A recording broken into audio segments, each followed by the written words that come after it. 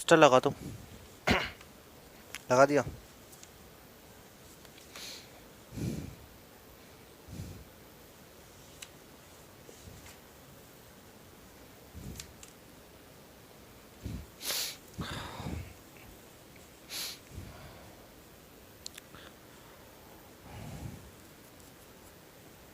ये स्क्रीन पे छोटा लग रहा है मेरी पे, बड़ा करो उसको थोड़ा सा।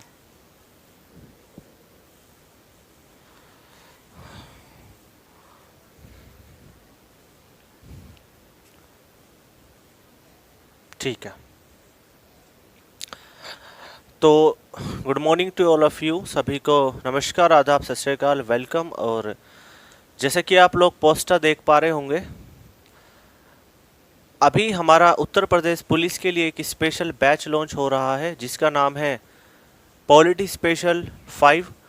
और पॉलिटी स्पेशल जो 5 है, अभी जो हमारा पॉलिटी स्पेशल थर्ड बैच है वो कंप्लीट होने वाला है 10 जो है सितंबर को। और हम सब जानते हैं कि उसकी 2 क्लास अभी रुकी हुई है, तो 2 क्लास आपको पेंडिंग जो है वो आपको मिल जाएंगी। बाकी उसकी क्लासेस जो हैं रेगुलर मिल रही होंगी सभी बच्चों को। और अगर किसी को क्लास नहीं मिल रही है तो वो टीम से संपर्क करें, ध्यान रखिएगा। उसके जो नोट्स है वो आपको सभी को प्रोवाइड करा दिए जाएंगे आफ्टर बैच कंप्लीट होने के बाद, ठीक है।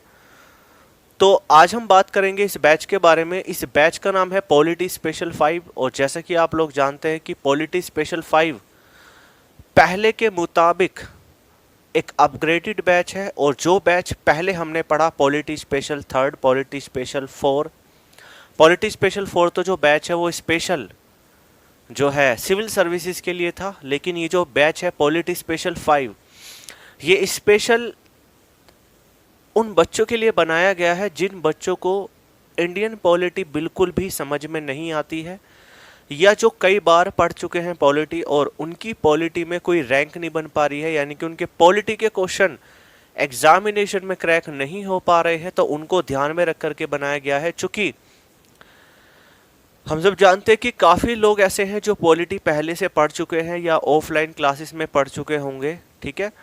तो हम पॉलिटी को इस तरीके से लेकर के चलेंगे कि हम सभी कंसेप्ट को ध्यान से पढ़े। और एग्जामिनेशन में अगर हमारे 3 से 4 क्वेश्चन आते हैं पॉलिटी के, तो वो 3 से 4 क्वेश्चन हम कंप्लीट करें।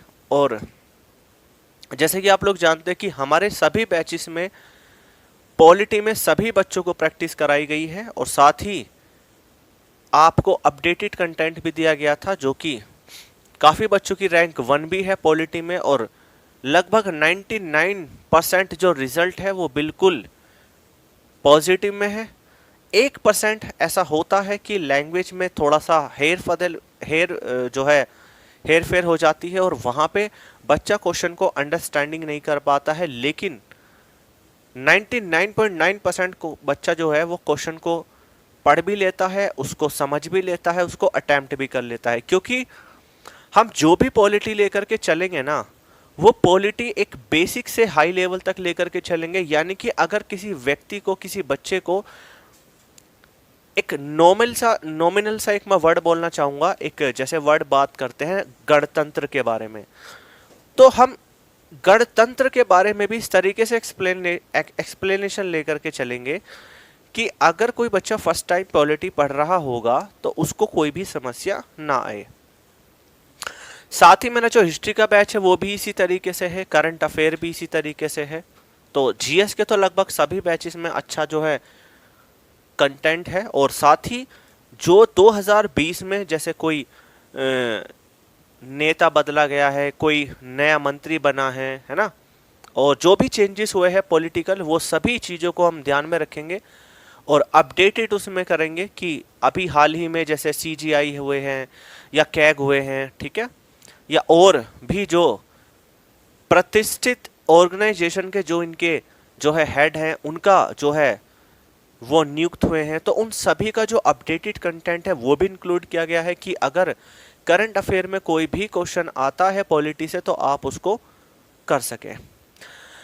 तो पोस्टर तो आप देख ही रहे होंगे। तो सबसे पहले मैं बात करूंगा कि ये बैच जो है ये हमारा है, ये जो हमारा बैच है ये polity special polity special 5 batch है, पॉलिटी स्पेशल 5, और जिसकी क्लासेस 1 सितंबर से चलनी थी, लेकिन किसी कारणवश इसकी क्लासेस 10 सितंबर से स्टार्ट होंगी। इसकी जो फर्स्ट क्लास होगी वो 10 सितंबर को होगी, याद रखिएगा। और क्लास जो होगी इसकी वो होगी डेली,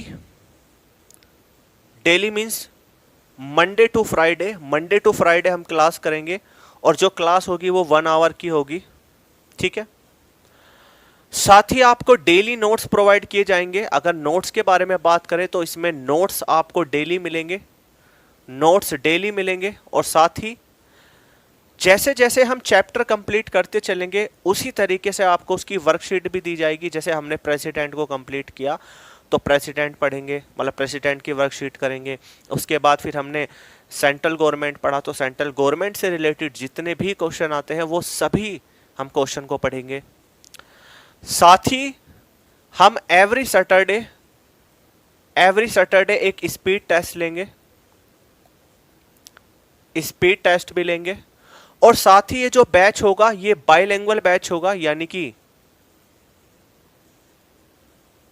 हिंदी प्लस इंग्लिश में होगा। तो जो बच्चे इंग्लिश में पढ़ना चाहते हैं वो इंग्लिश में पढ़ सकते हैं, जो बच्चे हिंदी में पढ़ना चाहते हैं वो हिंदी में पढ़ सकते हैं।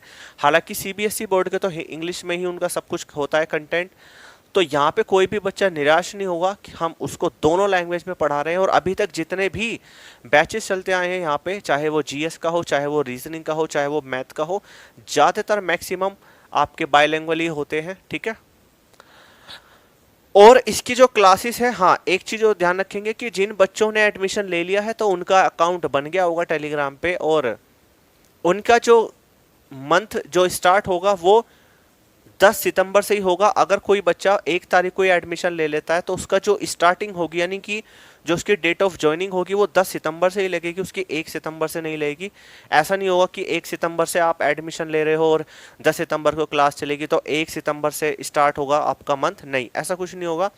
आपकी जो क्लासेस होंगी वो जिस दिन से आपकी क्लास एक्टिवेट हो जाएंगी आना, उस दिन से आपका जो है जो मंथ है आपका, फीस का जो भी मंथ है आपका वो स्टार्ट हो जाएगा। इससे पहले आप एडमिशन ले लीजिए, अपनी सीट बुक करा लीजिए, ठीक है।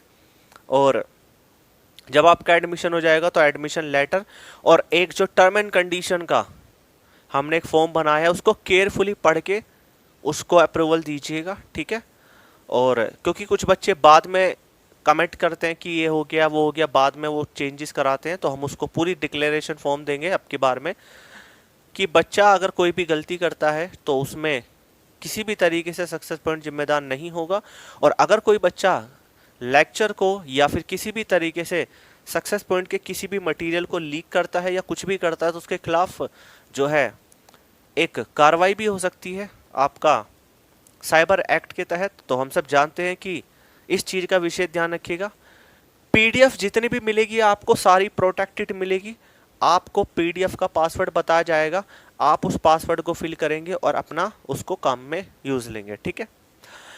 तो पॉलिटी स्पेशल 5 बैच है। अब इसमें एक बेनिफिट आपको क्या क्या मिलेगा, क्यों परचेज करें इस बैच को। तो पहला आपका बेनिफिट ये होगा कि अगर आप किसी भी एग्जामिनेशन में बैठते हैं तो एग्जामिनेशन में अगर 3 क्वेश्चन आते हैं पॉलिटी के तो हमारा जो एक कंटेंट होगा वो इस तरीके का होगा कि हम तीनों के तीनों क्वेश्चन अटेम्प्ट कर पाए, पहली कंडीशन। दूसरी कंडीशन कि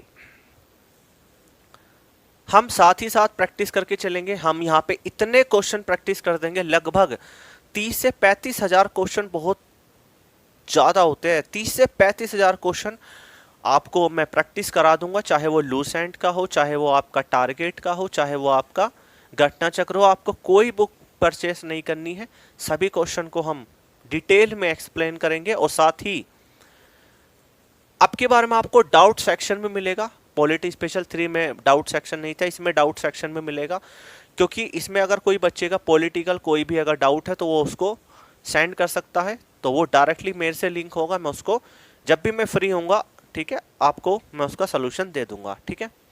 तो यहाँ पे डाउट सोल्वर भी होगा, साथ ही हम यहाँ पे नोट्स भी आपको देंगे, वर्कशीट भी मिलेगी आपको, एवरी सैटरडे टेस्ट भी होगा, ठीक है। क्लास मंडे टू फ्राइडे चलेगी, 1 घंटे की क्लास होगी। और साथ ही आपको यहाँ पे मूल विधि भी कराई जाएगी। मूल विधि मूल विधि, ठीक है। मूल विधि का क्या शेड्यूल होगा वो आपको आगे पता चल जाएगा, ठीक है। ऐसा कर लेंगे कि मंडे टू थर्सडे पॉलिटी ले लेंगे, ठीक है, और फ्राइडे सैटरडे हम वो ले लिया करेंगे मूल विधि। लेकिन मूल विधि का भी बात करते हैं, लेकिन हाँ इस बैच में हम मूल विधि भी पढ़ेंगे। अब बात आते हैं भैया फीस के ऊपर। तो बच्चे का बहुत बड़ा इशू रहता है फीस का। तो भाई देखो, पहली बात मैं आपको फीस के बारे में एक बात बता दे देना चाहता हूँ भाई। अगर आप पॉलिटी पढ़ना चाहते हैं तो पूरे यूट्यूब पे इतनी सारी वीडियोस पड़ी हैं, आप एक एक टॉपिक को भी डाल के सर्च करेंगे तो आपको फ्री फंड में सब कुछ मिल जाएगा, ठीक है। बस आपको थोड़ी सी मेहनत करनी पड़ेगी, थोड़ा सा एफर्ट करने पड़ेंगे, आपको सब कुछ मिल जाएगा कंटेंट फ्री में यूट्यूब पे। और कहीं कहीं आपको कंटेंट 599, 699, 1299, 899 पूरा पैकेज भी मिल जाएगा।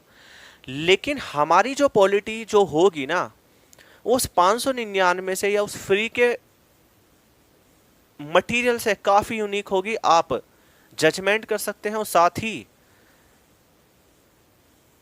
एमआई और रियलमी में और फिर एप्पल में कुछ ना कुछ तो फर्क दिखेगा ना आपको।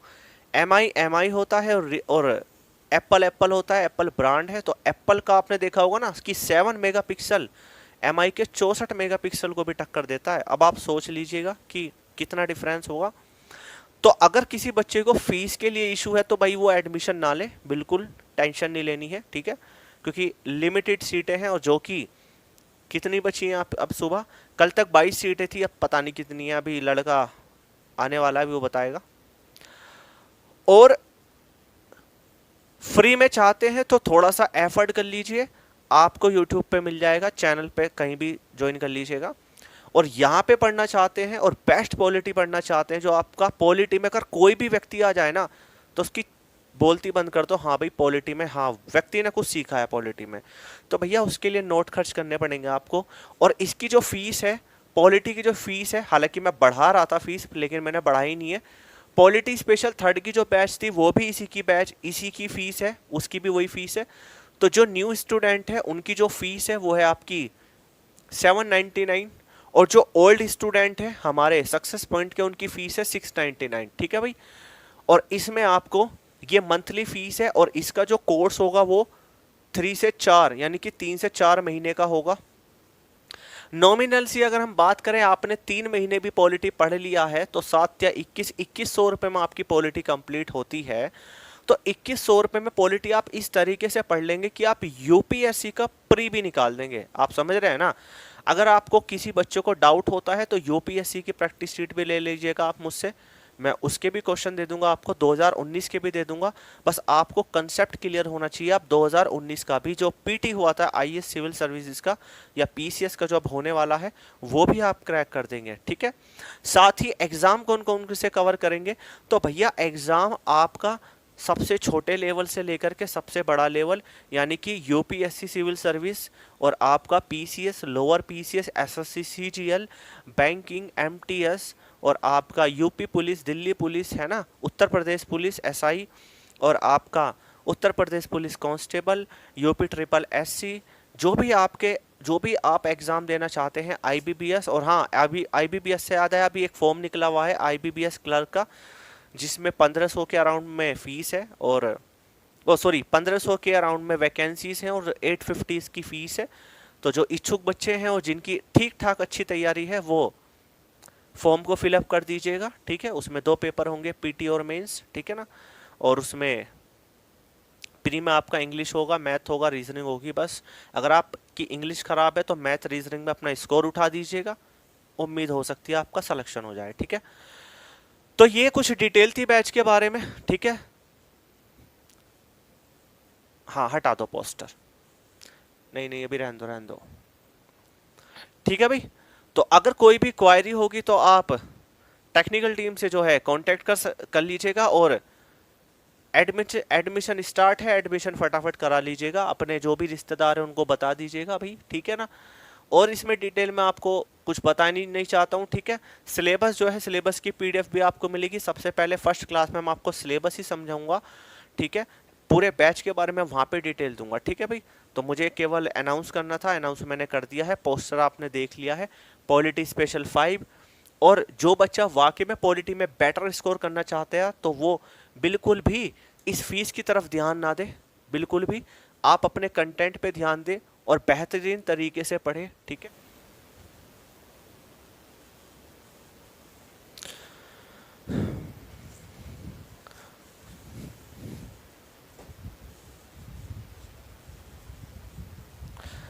हाँ हो गया, बस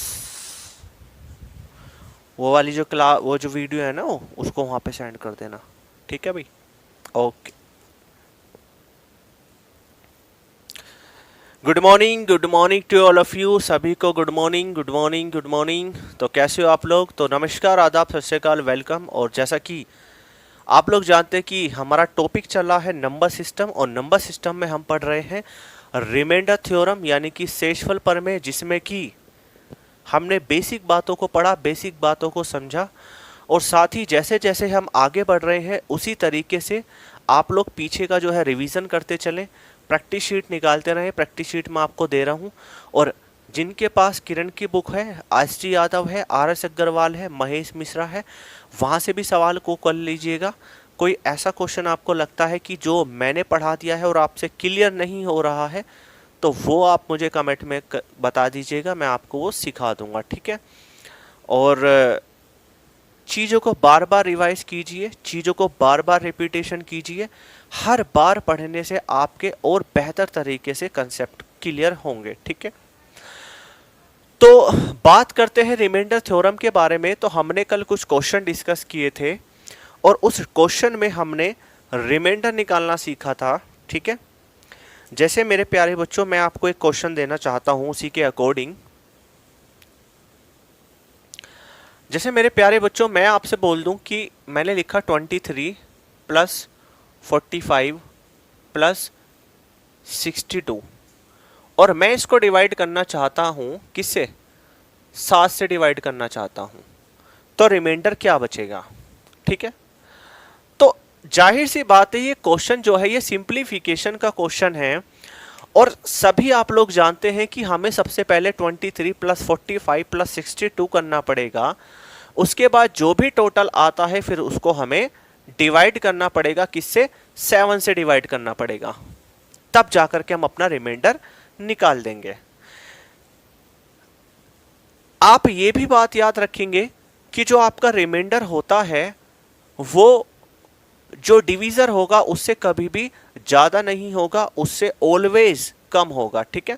और अगर मान लीजिएगा कभी कंडीशन ऐसी बनती है कि आपका रिमाइंडर जो है डिवीजर से थोड़ा सा ज्यादा होता है, लाइक हमने, जैसे मैं इसका ही रिमाइंडर निकालने लगूं और इसका रिमाइंडर मान लीजिए 15 आ जाए, तो 15 तो 7 से ज़्यादा है, क्योंकि 15 क्या है? इसका डिवीज़र है, और 15 आ जाएगा रिमाइंडर, मान लीजिएगा। तो कहीं ना कहीं ये क्वेश्चन में आपको आगे और स्टेप लेने होंगे, ठीक है। तो अगर हम इसको डिवाइड करना चाहें तो आपको इसको ऐड नहीं करना, आप सीधा सीधा क्या काम करेंगे? 7 से इन तीनों को अलग अलग डिवाइड करके रिमाइंडर निकाल दे, तो 7 या 21, रिमाइंडर बचता है 2, 7 7 49 तो ज्यादा हो जाएगा, 7 पंजे 35, रिमाइंडर बचा 10, और 7 निम 63 ज्यादा हो जाएगा, 7 अट्ठे 56, और ये आपका हो गया 6 रिमाइंडर यहाँ पे बचा, ठीक है। 7 अट्ठे 56 और 4 और 2 6, ठीक है। तो अब यहाँ पे रिमाइंडर बचा 2 प्लस 10 प्लस 6, क्योंकि बीच में ऑपरेशन क्या है? प्लस का ऑपरेशन है, तो यहाँ पे 2 प्लस 10 प्लस 6 यानी कि कितना हो गया आपका? 18 हो गया। तो आपका आंसर आ गया 18, आपका 18 रिमाइंडर बचेगा। लेकिन आपको मैंने एक बात बताया था कि आपका जो रिमाइंडर होगा वो कभी भी डिवीजर से ज्यादा नहीं हो सकता, ठीक है। डिवीजर से ज्यादा नहीं हो सकता, तो आप इसको अगेन डिवाइड करेंगे 7 से, तो 7 दूनी 14, तो फाइनल आपका रिमाइंडर आ जाएगा 4, ठीक है। क्या आप इतनी बात को समझ रहे हो? देखो भाई, मैं आपको एक बात बताना चाहता हूं कि छोटे से छोटा क्वेश्चन हो, बड़े से बड़ा क्वेश्चन हो, अपने मन में हमेशा रखे कि हम इसको सॉल्व कर सकते हैं, ठीक है। चलिए एक और क्वेश्चन देख लेते हैं। जैसे मैंने आपसे बोला कि 50 प्लस 22 को डिवाइड करना है हमें 3 से, तो रिमाइंडर क्या होगा? तो सीधी सी बात है कि आप 3 से पहले 50 को डिवाइड करें तो कितना होगा?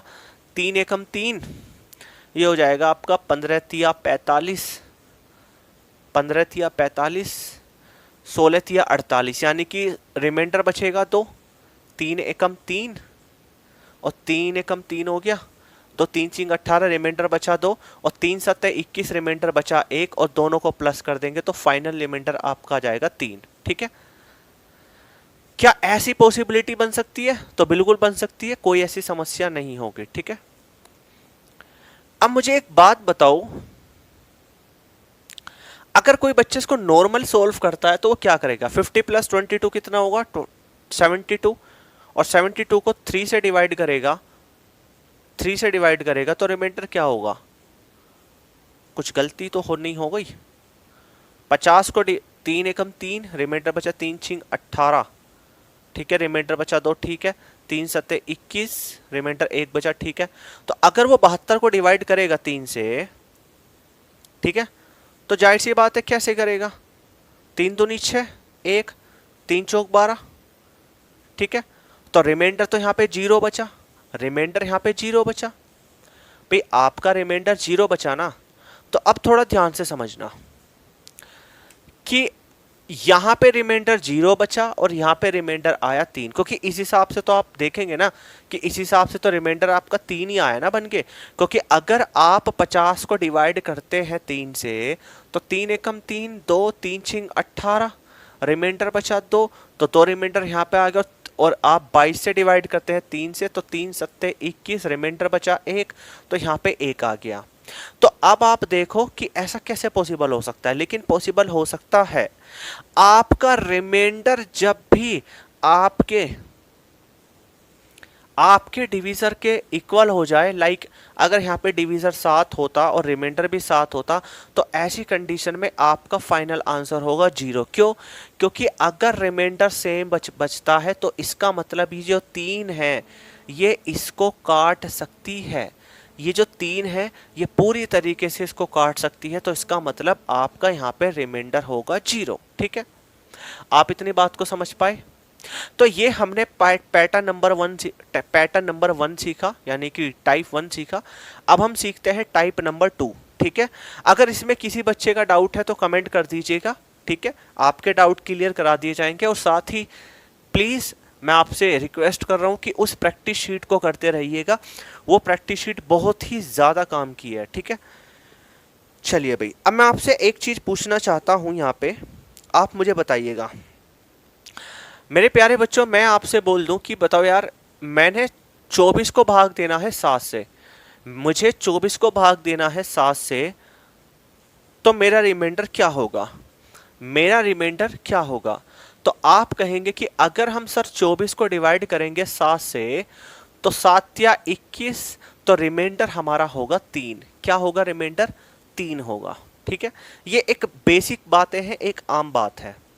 लेकिन एग्जामिनर ने, मान लीजिएगा अगर एग्जामिनर ने कहा कि मैं अगर इस भाज्य को, जो कि इंग्लिश में होता है डिविडेंड, अगर मैं इसका 8 गुना कर देता हूं तो मेरा रिमाइंडर क्या होगा, है ना? मेरा रिमाइंडर क्या होगा? तो अब आपको समझना होगा कि 24 का 8 गुना कितना होता है? 8 चौक 32, 2 8 दूनी 16, 3 9 19, 192, और अब 192 को 7 से डिवाइड करेंगे तो मेरा रिमाइंडर क्या होगा? ठीक है, ये हमारा क्वेश्चन है। मैं एक बार फिर से कंसेप्ट क्लियर कर देता हूं कि 24 को आपने 7 से डिवाइड किया तो रिमाइंडर बचा 3, क्योंकि 7 या 21 पूरा पूरा नहीं जाएगा, तो यानी कि डेफिनेटली रिमाइंडर 3 ही बचेगा। अब क्वेश्चन में आगे बोल दे कि अगर भाज्य को 8 गुना कर दे और इसी डिवीजर से भाग दे तो क्या रिजल्ट होगा, रिमाइंडर क्या होगा? तो अब हम इसका रिमाइंडर निकाल देंगे। तो एक तरीका तो ये है, ठीक है, लेकिन हमें एग्जामिनेशन में इस प्रोसेस को नहीं लेके जाना, हमें इसको अगेन डिवाइड नहीं करना। हमें देखना है कि भाई 24 को अगर हम डिवाइड करें 7 से तो रिमाइंडर आता है 3, और अगर हम इस डिविडेंड को 8 गुना कर दे, 8 टाइम्स कर दे, तो अब मेरा रिमाइंडर क्या होगा? तो सीधा सीधा जब आपका डिविडेंड 8 टाइम्स हो रहा है तो आप अपने रिमाइंडर को भी 8 टाइम्स कर देंगे, यानी 8 या 24, यानी कि अब आपका रिमाइंडर आएगा 24, 24। ठीक है, ये मैंने आपको क्यों सिखाया, क्योंकि इसी के पैटर्न पे आगे चल के काफ़ी सारे सवाल बनते हैं। ठीक है, तो अभी तक हमने टाइप 1 सीखा और कंसेप्ट नंबर 2 सीखा। ठीक है, अब हम क्वेश्चन करते हैं। तो लिख लेंगे पहला क्वेश्चन। हाँ, एक बात और लिखेंगे भाई, कल मैंने नोट्स आपको सेंड करा दिए हैं, तो इसका मतलब ये नहीं कि मैं बार बार, मुझे बहुत ज़्यादा समय लग जाता है नोट सेंडिंग करने में। ठीक है, तो प्लीज़ आप पूरा नंबर सिस्टम कर लीजिए और उसके बाद पीडीएफ के रूप में आप ले लीजिएगा। ठीक है, चलो क्वेश्चन लिखते हैं। सबसे पहला क्वेश्चन है कि जब एक संख्या x को, देखो ध्यान से लिखना चीजें समझते हुए, जब एक संख्या x को एक भाजक के द्वारा विभाजित किया जाता है, एक भाजक के द्वारा विभाजित किया जाता है, तो यह देखा जाता है कि भाजक, देखो मैं स्क्रीन से खुद भी हट गया हूं, साइड में बैठा हुआ हूं, आप क्वेश्चन नोट कीजिए। तो यह देखा जाता है कि भाजक भागफल का 4 गुना, भागफल का 4 गुना व शेष फल का दुगना है, वह शेष फल का दुगना है।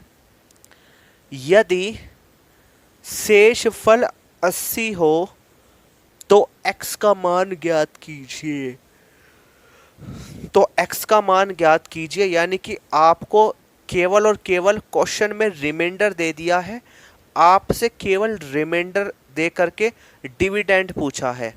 ठीक है, क्वोशंट भी नहीं पूछा और डिवीजर भी नहीं पूछा। ठीक है, लेकिन अगर हम इस क्वेश्चन को बनाना चाहते हैं, यानी डिविडेंड को लाना चाहते हैं, तो हमारे पास डिवीजर भी होना चाहिए और क्वोशंट भी होना चाहिए। ठीक है, चलिए अब देखो ध्यान से। सोनूलाल, यहाँ से जो स्क्रीन की जो रोटेशन है इसको थोड़ा सा मेरी तरफ कर दो, यहाँ से हट रहा है ये। बस इसके कैमरे के लेंस में तुमने वो नहीं करा, वॉश नहीं करा, ये पीलापन ये इसमें वैसे कैसा आ रहा है स्क्रीन पे, स्क्रीन धुंधली हो रही है। बाप रहन दो ना, क्लास के बाद करना इसको। हाँ, इधर की शायद ये दिखाई दे रहा है ऊपर। चलो चलो भाई, आ जाओ मेरे प्यारे बच्चों। क्वेश्चन है कि जब किसी संख्या x को, अब देखो यहां पे हमारे पास संख्या तो है ही नहीं, है ना, ध्यान से समझना।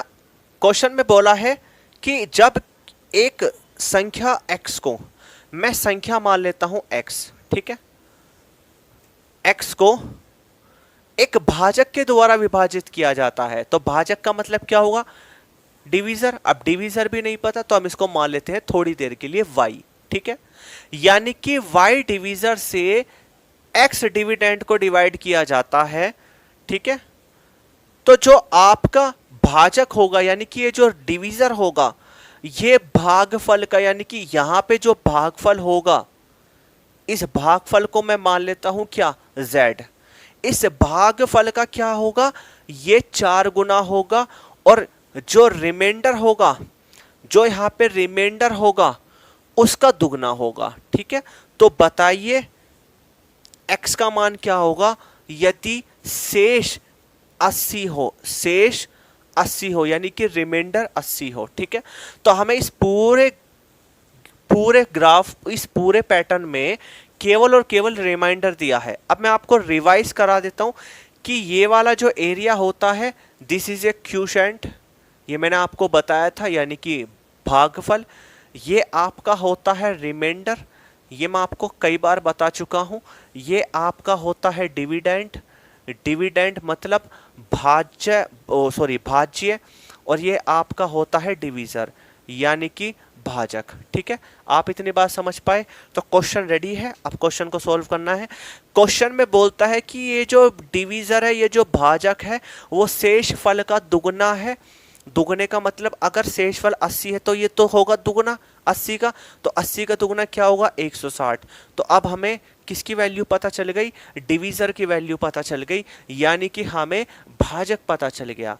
अब ये भी बोला गया है कि ये जो डिवीजर है, ये क्वोशंट का क्या है, 4 गुना है, यानी कि 4 टाइम्स है। तो अब अगर ये 160 होगा तो ये वाली जो वैल्यू होगी वो इसका, ये वाली जो वैल्यू होगी वो इसका कितना होगा, 4 गुना होगा।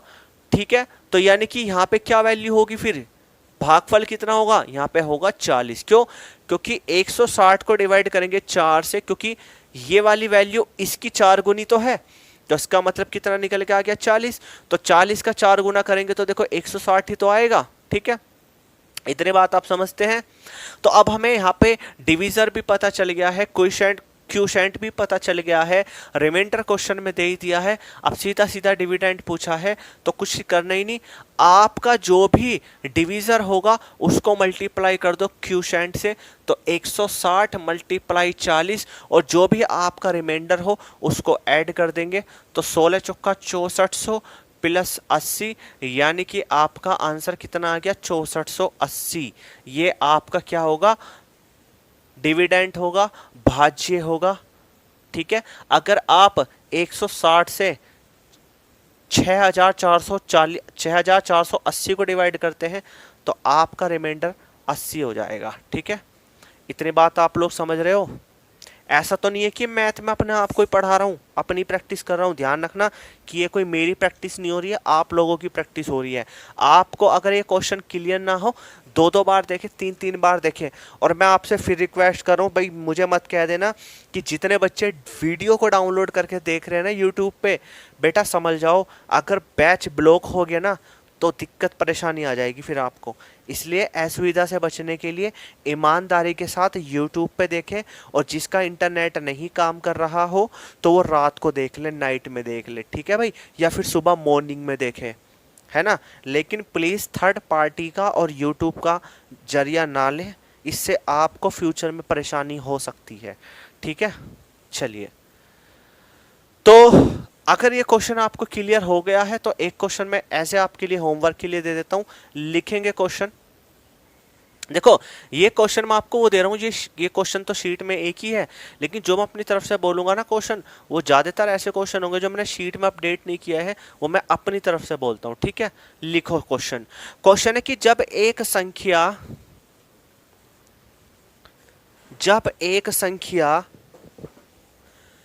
x को एक भाजक के द्वारा विभाजित किया जाता है तो यह देखा जाता है कि भाजक भागफल का 5 गुना और शेष फल का 4 गुना है। यदि शेषफल 20 हो तो x का मान ज्ञात कीजिए। तो x का मान ज्ञात कीजिए। ये जो क्वेश्चन है आपके लिए न्यू क्वेश्चन है, सेकंड क्वेश्चन है इसकी प्रैक्टिस का, ध्यान से कीजिएगा। ठीक है, अब हम बढ़ते हैं नेक्स्ट क्वेश्चन की तरफ। तो लिखेंगे क्वेश्चन नंबर नेक्स्ट, 3 की पावर 25 प्लस 3 की पावर 26 प्लस 3 की पावर 27 प्लस 3 की पावर 28 विभाज्य है। ठीक है, विभाज्य है,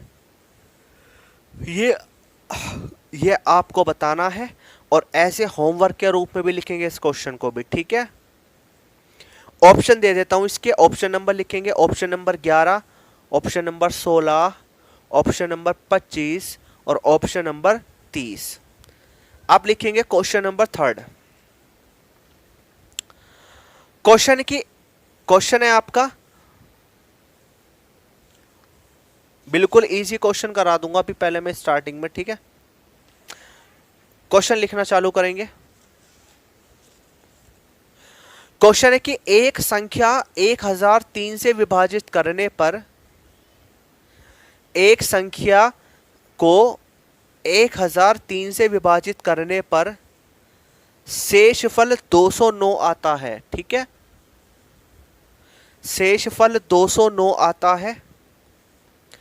यदि समान संख्या को 59 से विभाजित किया जाए, समान संख्या को 59 से विभाजित किया जाए तो शेषफल क्या होगा, तो शेषफल क्या होगा। क्वेश्चन आपका ये है, काफी इजी क्वेश्चन है, कई बार रिपीटेड है और आपको बुक में मिल जाएगा ये क्वेश्चन।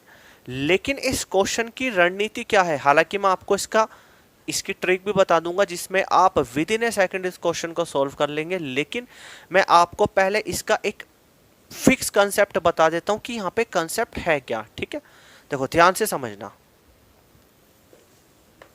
और बाकी मैंने आपको 2 सवाल ऐसे होमवर्क के रूप में दे दिए हैं। आप लोगों से मुझे उम्मीद है कि आप लोग उस क्वेश्चन को अच्छी तरीके से सॉल्व कर पाएंगे। देखो बच्चे, भाई सिंपल सी बात है कि अगर मैं बिल्कुल कंसेप्चुअली बात करूं तो उसने बोला कि एक संख्या जो 1003 से विभक्त होने पर शेषफल 209 देती है। ठीक है, शेषफल 209 देती है। अब एक बात बताइए कि जब मैं 1003 से डिवाइड करता हूं तो मेरा जो शेषफल होता है वो 209 होता है। क्या होता है शेषफल, रिमाइंडर कितना होता है मेरा, 209। अब उसके बाद बोला यदि समान संख्या को 59 से डिवाइड किया जाए, यानी समान संख्या को 59 से डिवाइड किया जाए तो रिमाइंडर क्या होगा।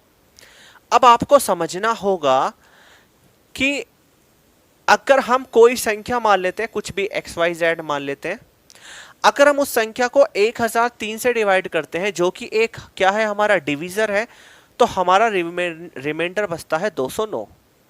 अब उसी संख्या को जो हमने मान के रखी है, अगर उसी संख्या को 59 से डिवाइड करें तो रिमाइंडर क्या होगा। तो आपको पता चलेगा कि ये जो 59 है ये 1003 का एक फैक्टर है। क्या है, एक फैक्टर है। अंशी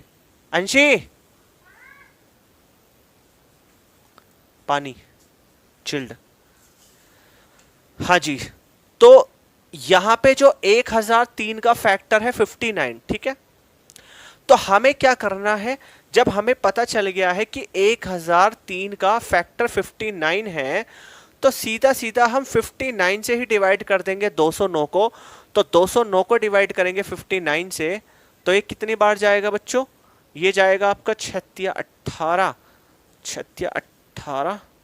नहीं 18 3 बार चला के देख ले तो 3 निम 27 7 2 5 या 15 16 17 यानी 177। तो आपका रिमाइंडर कितना बचता है, 32। तो आपका आंसर क्या आ गया, 32 आ गया। ठीक है भाई, आपका जो आंसर आ गया है वो 32 आ गया है। ठीक है, इतनी बात बताओ आप समझते हो नहीं समझते हो। ये बिल्कुल कंसेप्चुअली बात की है मैंने।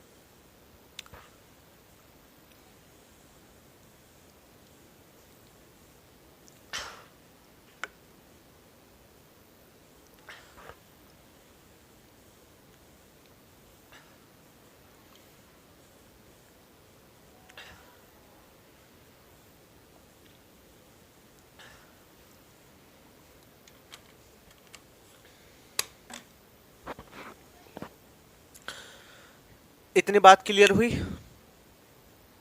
अब देखो ध्यान से समझना, ये एक मैंने बेसिक बात बताई। अगर मैं कंसेप्ट को और डीप लेके जाऊं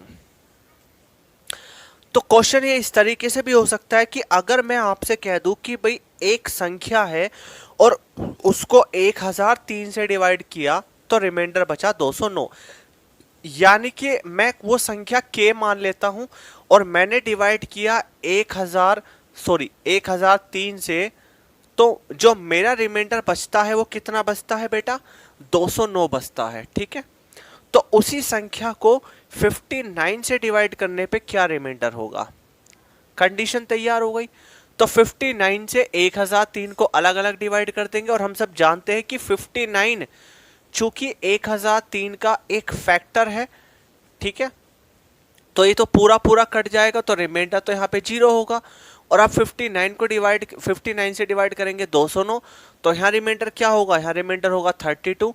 तो आंसर विल बी 32। आप ऐसा कर सकते हैं। इतनी बात बताओ समझ में आई कि नहीं आई। लेकिन एग्जामिनेशन में हमें इस चीज को फॉलो करना होगा, क्योंकि ये बहुत काम की चीज है। लेकिन मैं एक तरीका और सिखा देता हूं आपको, तीन तरीके हो गए, आपको तीनों में से जो भी पैटर्न लगेगा आप उस तरीके से कर लीजिएगा। देखो अगर मैं अपना ओपिनियन दूं तो मैं क्वेश्चन को इस तरीके से करता हूं, या फिर मेरे पास एक लॉजिक और है, मैं क्वेश्चन को पढ़ूंगा। मैं बिल्कुल क्वेश्चन को नॉर्मली तरीके से करूंगा कि एक संख्या 1003 से भाग करने पर शेषफल 209 देती है। मैं वो संख्या मान लेता हूं x और उसको डिवाइड करता हूं मैं 1003 से, ठीक है, तो मेरा रिमाइंडर देती है 209, ठीक है, 209 रिमाइंडर देती है। तो अब वो कहता है कि अगर उसी संख्या को 59 से डिवाइड करें तो रिमाइंडर क्या देगी। तो मैं ये जो रिमाइंडर आया ना 209, मैं इसी को ही अगेन 59 से डिवाइड कर दूंगा, तो ये कितनी बार जाएगा, 3 बार जाएगा, 177। तो यानी कि आपका रिमाइंडर आ गया डायरेक्टली 32, ठीक है।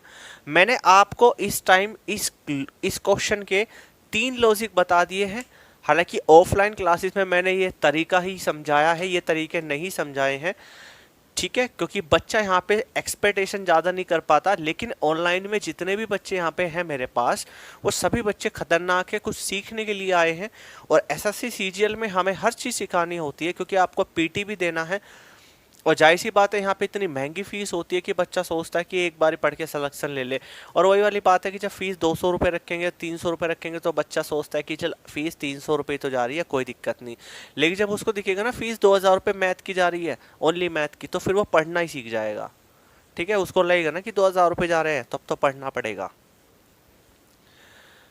चलो भाई, कॉपी हो गया इतना। अगर कॉपी हो गया है तो अब हम थोड़े से क्वेश्चन कर लेते हैं, ठीक है। मैं आपको क्वेश्चन बोल देता हूं, आई होप आप समझ गए होंगे, ठीक है। क्वेश्चन लिखेंगे। देखो क्वेश्चन है, आपको जो करके दिखाना है, किसी संख्या को 84 से डिवाइड करने पर, यानी किसी संख्या को 84 से भाग देने पर 20 बचता है। कितना बचता है, 20 बचता है, ठीक है।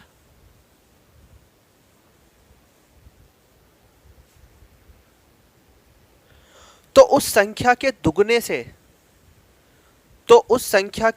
से 12 को भाग देने पर क्या शेष बचेगा।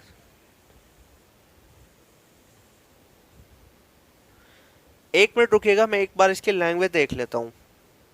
एक मिनट होल्ड रखिएगा।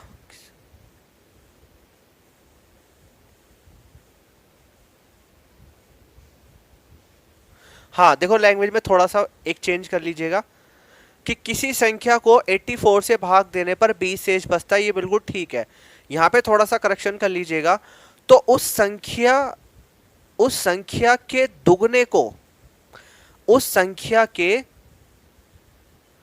दुगने को 12 से भाग देने पर क्या शेष बचेगा।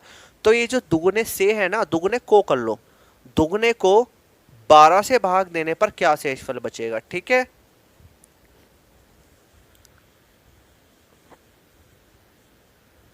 कर दो क्वेश्चन। अब देखो मैं इस क्वेश्चन को करा देता हूं, ठीक है, ध्यान से समझना। देखो अब मैं अब किसी भी लॉजिक से नहीं करूंगा, मैं केवल यही लॉजिक फॉलो करूंगा, ठीक है, क्योंकि मुझे ये बहुत ही इजी कॉन्सेप्ट लगा, ठीक है।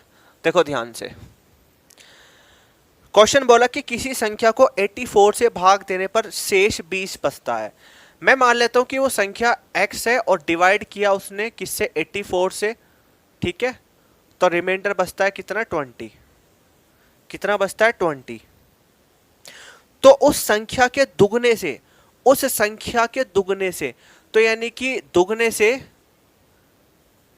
दुगने को 12 से भाग देने पर क्या शेषफल बचेगा। तो यहां पे जो ये शेष बचा ना, आप इसी का ही दुगना कर दीजिए, तो कितना होगा, 20 दूनी 40, और 40 को डिवाइड कर दीजिए। तो 40 को डिवाइड करेंगे किससे डिवाइड करवाना चाहता है वो, 12 से। तो ये हो जाएगा 12 तिया 36, आपका रिमाइंडर बचा 4, तो 4 आपका आंसर होगा, ठीक है।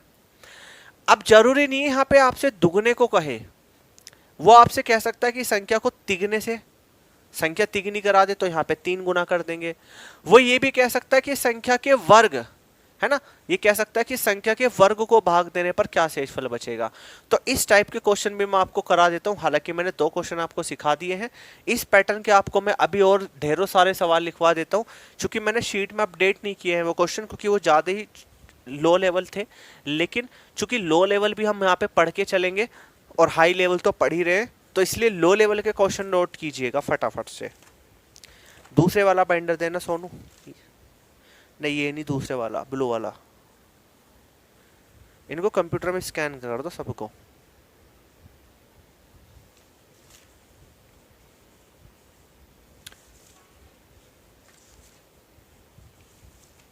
हाँ जी, हाँ तो बच्चों लिखो, क्वेश्चन लिखेंगे, बोल दूं? लिखना चालू करेंगे। क्वेश्चन नंबर 1 लिखो। किसी संख्या को 65 से भाग देने पर शेष 30 बचता है। ये सब कुछ क्वेश्चन जो है वे होमवर्क के लिए दे रहा हूं मैं आपको। किसी संख्या को 65 से भाग देने पर 30 शेष फल बचता है। अगर उस संख्या को 13 से भाग दे, अगर उस संख्या को 13 से भाग दे तो शेषफल क्या बचेगा? Question number next. किसी संख्या को 84 से भाग देने पर 20 शेष बचता है, तो उस संख्या के तिगने से भाग देने, तो उस संख्या के तिगने को 12 से भाग देने पर क्या शेषफल बचेगा? आपकी बार में मैंने तिगना कर दिया। नेक्स्ट, किसी संख्या को 84 से भाग देने पर 20 बचता है। अगर उस संख्या के वर्ग को 12 से भाग दे तो शेषफल क्या बचेगा?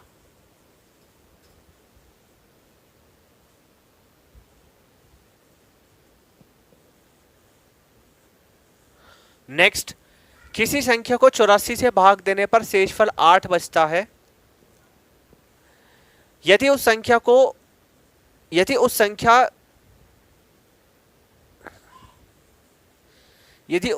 को घन के रूप में लिखा जाए, यानी क्यूब के रूप में लिखा जाए और 15 से भाग दिया जाए तो क्या शेषफल बचेगा?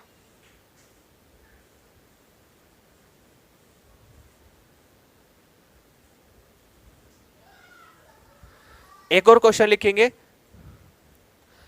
किसी संख्या n को 132 से भाग देने पर शेषफल 10 बचता है, तो n स्क्वायर को 12 से भाग देने पर क्या शेषफल बचेगा? यह भी आप क्वेश्चन कर सकते हैं, बहुत ही आसान है, सिंपल है, सरल है।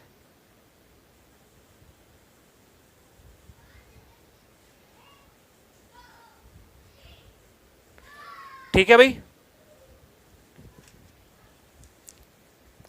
चलिए आगे बढ़ते हैं हम लोग।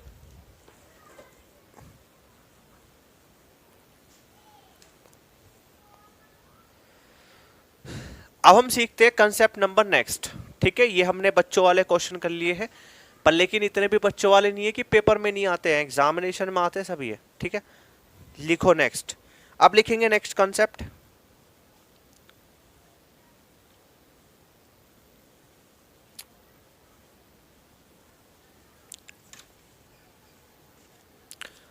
थोड़ा सा टफ क्वेश्चन है, लेकिन थोड़ा ध्यान में लिखेंगे।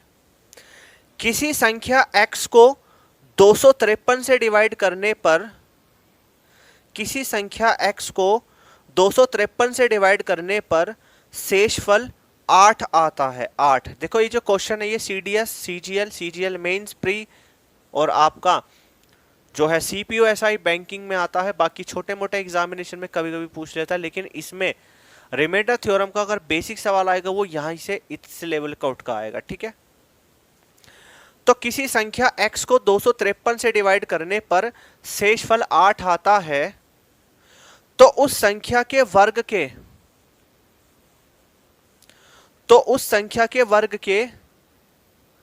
7 गुने से 5 अधिक को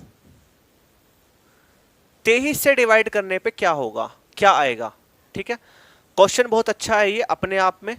एक बार मैं फिर से अगेन लैंग्वेज समझा देता हूं कि किसी संख्या x को 253 से डिवाइड करने पर शेषफल 8 आता है, तो उस संख्या के वर्ग के 7 गुने से 5 अधिक को 23 से डिवाइड करने पर क्या शेषफल होगा। ठीक है, क्या आप यहां पे इतनी बात समझ पा रहे हैं। अब थोड़ा सा ध्यान से समझना इस क्वेश्चन को।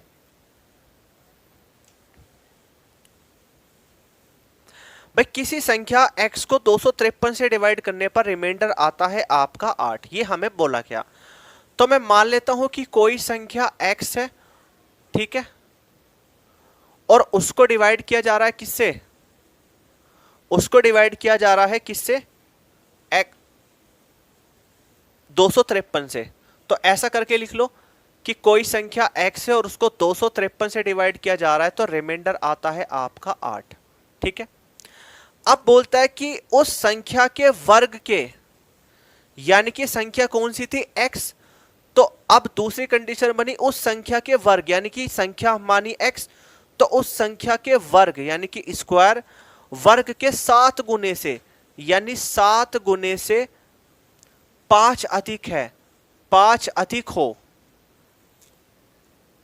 और 23 से डिवाइड करें, किससे डिवाइड करें, 23 से डिवाइड करें, तो रिमाइंडर क्या होगा। ठीक है, इतनी बात हमें समझनी थी कि भाई कोई संख्या x है और हमें इसे 253 से डिवाइड करते हैं तो रिमाइंडर आता है आपका 8, और अगर हम उसी संख्या के स्क्वायर के 7 गुने में 5 ऐड कर दें और 23 से डिवाइड करें तो रिमाइंडर क्या होगा।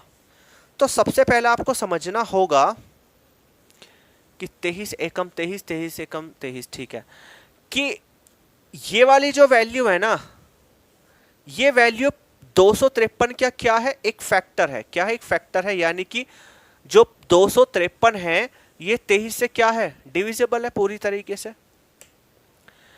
अब एग्जामिनेशन में कैसे करेंगे, अब क्या करें, तो सिंपल सी बात है, आपको समझना होगा यहां पे आप इसको एक नॉर्मल तरीके से करें कि भाई यहां पे हम मैं x की वैल्यू क्या रख सकता हूं। ठीक है, x की वैल्यू यहां पे मैं क्या रख सकता हूं। तो अब आप देख पा रहे होंगे कि अगर मैं इस क्वेश्चन को इस तरीके से यहां पे डिटेलिंग में लिखूं कि कोई संख्या x है और उसको मैं 253 से डिवाइड कर रहा था, तो मेरा रिमाइंडर बच रहा था 8। तो जो मैं अगला एक्शन ले रहा था वो इसी रिमाइंडर पे ले रहा था। ठीक है, अगला जो एक्शन ले रहा था वो इसी रिमाइंडर पे ले रहा था, यानी कि मैं इसी रिमाइंडर को डिविडेंट मान करके क्वेश्चन को सॉल्व कर रहा था। तो यहां पे भी हम वही करेंगे कि इसको मान लेंगे क्या, डिविडेंट, यानी कि डिविडेंट है, तो ये हो जाएगा 7 मल्टीप्लाई एक्स स्क्वायर का मतलब 8 64 प्लस 5, ठीक है, और डिवाइड बाय 23। ठीक है, तो ये हो जाएगा 7 चौक 28, 2 7 छिंग 42 और 2 44, ठीक है, और प्लस 5 करेंगे तो ये हो जाएगा आपका 23। तो ये आपका हो जाएगा कितना, ये आपका हो जाएगा 8 और 5 13 का 3 का 5, यानी कि 453/23। ठीक है, अब मुझे एक बात बताओ आगे क्या करना है। तो सिंपल दैट, आप 453 को 23 से डिवाइड कर दो, देख लेना रिमाइंडर क्या आएगा। तो आपका जो रिमाइंडर होगा वो आएगा आपका 16। ठीक है, आपका रिमाइंडर 16 आएगा, ये आपका आंसर आ गया। ये special CAT CDS UPSC civil service examination और UPSC सिविल सर्विसेज और banking CGL PT mains CPO SI IB BSPO सभी में रिपीटेड क्वेश्चन है। और एक बात याद रखेंगे, इस पैटर्न पे काफ़ी सारे सवाल पूछे जाते हैं एग्जामिनेशन में। शीट में ऑलरेडी मैंने इसके क्वेश्चन दिए हुए हैं, आप कर लीजिएगा वहां से। ठीक है, तो आप क्या इस बात से सहमत हैं, आपको समझ में आता है सब कुछ, बोलो।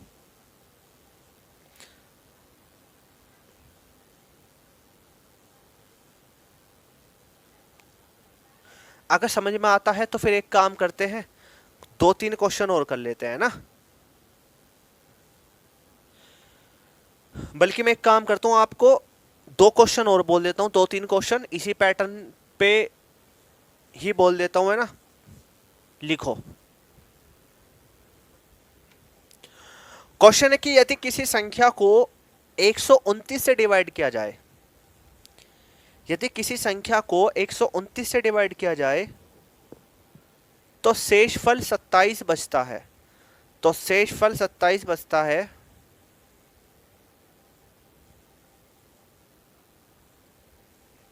यदि इस संख्या के 4 गुने को 86 से भाग दिया जाए, यदि इस संख्या के 4 गुने को 86 से डिवाइड किया जाए तो शेषफल क्या होगा। अब जरूरी नहीं है यहां पे संख्या का 4 गुना ही करवाए, 5 गुना, 10 गुना, 20 गुना कुछ भी करवा सकता है। ठीक है, नेक्स्ट क्वेश्चन लिखेंगे।